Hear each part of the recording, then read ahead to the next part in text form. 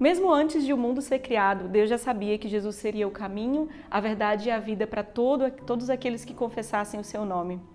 E enquanto o povo esperava, Deus não deixou eles simplesmente ali, perdidos, distantes, mas Ele deu a eles uma maneira pela qual eles podiam se aproximar e receber perdão dos pecados. Ou seja, o povo podia entregar ofertas com coração de adoração ao Senhor e eles poderiam ali receber o perdão dos seus pecados e renovar a sua amizade com Deus. Mas o povo tinha dificuldade em confiar. Então, por muitas vezes, aquelas ofertas eram simplesmente uma expressão externa, um ato religioso, mas o coração do povo não estava confiando e adorando ao Senhor. Então eles não conseguiam viver dessa forma de maneira que glorificasse o nome de Deus. E essas ofertas, esses sacrifícios, falam de algo que me custa caro. Então o povo ele foi ensinado a oferecer, antes de se aproximar de Deus, a oferecer algo que lhe custasse, algo de excelência.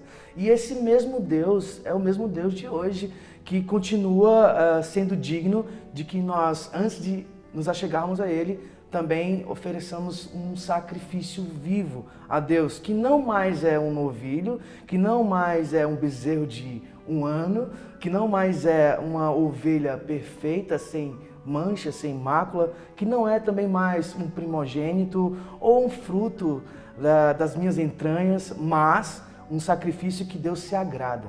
E que sacrifício seria esse? É o sacrifício de um espírito quebrantado, de um coração quebrantado.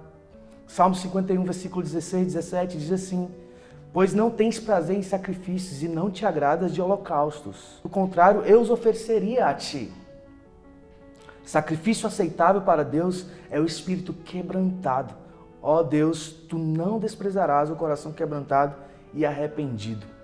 Então, hoje, nós ainda precisamos oferecer um sacrifício a Deus, mas esse sacrifício é o nosso coração quebrantado diante dele, é o nosso espírito contrito, decidir caminhar em humildade com o nosso Deus hoje, entendendo quem ele é, a sua dignidade e também a nossa real situação de sermos seres totalmente dependentes de Deus. Voltando a olhar para essa história do povo de Deus no passado, nós podemos perceber que eles não responderam da forma devidamente adequada diante dessa verdade. Êxodo 19, versículo 5 diz assim: agora, pois, se diligentemente ouvirdes a minha voz e guardardes a minha aliança, preste atenção nisso, guardar a minha aliança, ouvir a minha voz e guardar a minha aliança, então sereis a minha propriedade peculiar dentre todos os povos. E lá na frente ele vai dizer ali no versículo 6, são estas as palavras que falarás aos filhos de Israel.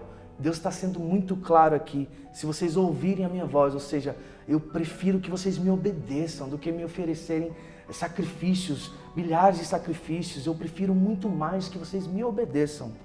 E quando nós olhamos para essa história, nós percebemos que o povo infelizmente não deu ouvidos à voz do Senhor. Isso aconteceu várias e várias vezes, vez após vez. Jeremias 7, 24 também vai falar sobre isso. Mas não deram ouvidos, nem atenderam, porém andaram nos seus próprios conselhos e na dureza do seu coração maligno. Andaram para trás e não para frente, não para diante. O nosso desejo é que você se torne uma pessoa que entende o sacrifício que Deus espera de nós.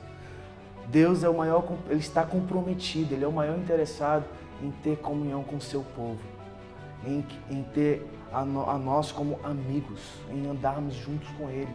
Então, portanto, nós devemos ser diligentes em ouvir a voz do Senhor e os seus direcionamentos e não andar para trás como fizeram os nossos irmãos nos tempos passados, mas sim andar para frente, entendendo que Deus se agrada mais de um coração que obedece do que muitos sacrifícios que nós podemos oferecer a Ele.